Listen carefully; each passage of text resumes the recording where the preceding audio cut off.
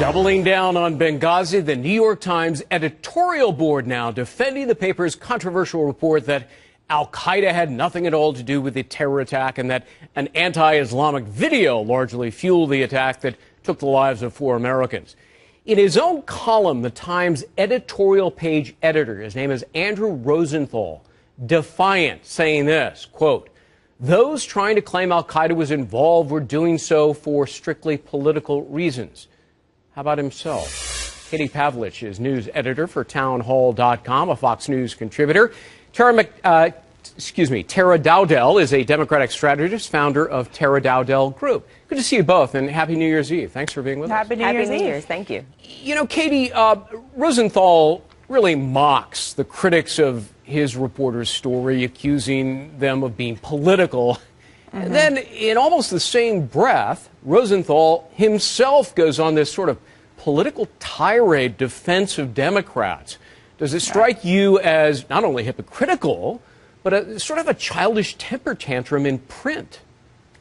Well, I always say be wary of those who say don't play politics, and then, of course, they go and play politics. You know, the New York Times, just like a lot of people on the left, have done everything they can to belittle Benghazi as a phony scandal, as something Republicans are, launching a witch hunt over. But the fact is that there's still no accountability. And so if he's going to go into this rant and this editorial about Republicans rather than calling for accountability and wondering why, for instance, the terrorists who committed this attack still haven't been arrested, why those at the State Department who were fired are now back at the State Department working. The fact that he would go on the defense for Democrats, and attack Republicans really shows that they're not interested in really Tara, what happened there. Rosenthal, Tara, focuses on Republicans' criticism of the article, but he seems rather oblivious that there are a great many Democrats that don't believe the article either. For example, on Sunday, Congressman Adam Schiff told Fox News that the intel indicates al-Qaeda was indeed involved.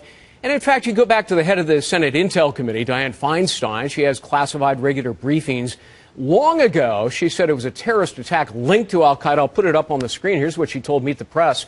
The minute you knew what happened, you knew it was a terrorist attack, and you knew these groups had camps all around the area.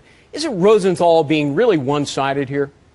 Well, actually, you're making part of the point that Rosenthal made in his defense, as well as in the original article by the reporter. One of the points that was made was that there's been a lot of confusion by both Democrats and Republicans about al-Qaeda and who they are, and linking them sometimes in instances when they are actually not involved, which is dangerous for us. And I think the larger point here and the issue is, I think Rosenthal in particular is upset with Republicans because a lot of this has been about politicizing this issue on the part of Republicans. If you look at what happened here, people died, and it was an intelligence failure. That should be the debate. How do we avoid intelligence failures in the future? How do we protect our embassies? Okay. And that's what we should be talking about. Sarah, thanks. Katie, let me jump in with a question here. The State Department initially claimed that this attack sprung out of a video protest.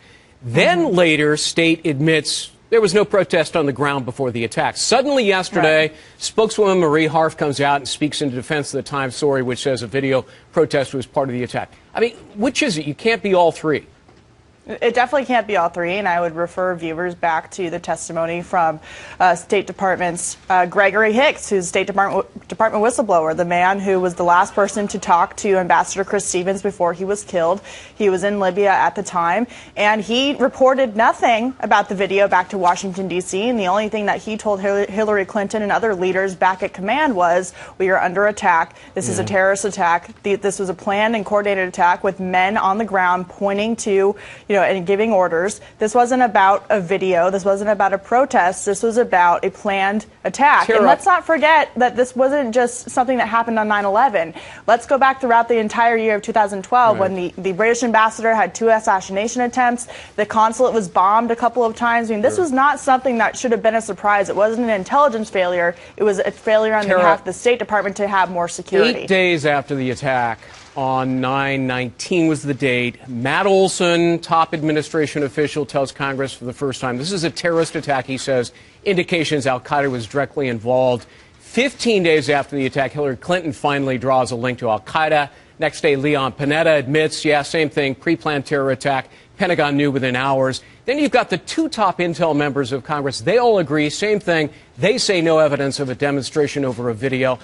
Yet Rosenthal wants everybody to believe that his one reporter, Kirkpatrick, is right, and all of these other officials, including two branches of the U.S. government based on top intel, are wrong. Come on, that's a little implausible, isn't it? Well, I mean, the report, this New York Times report is based on eyewitness testimony from people who are actually Libyans, people who were on the ground, Libyan reporters. Who have every reason to lie. And he talked, well, no, Libyan reporters who were also interested in this story because people want stability in that country. So I think to say that this did not involve a video, facts were changing very quickly on that day, as they do in any of these situations. We've seen false news reports every time there's a mass shooting in this country. Things come out, things change quickly. But I will raise the point. Back in 2005, there was an article in the Danish paper that led protests all over the world just like this. All right, I'm up against heartbreak. Katie and Tara, good to see you both. Thanks. Happy New Year's Eve. Thank you. Yeah.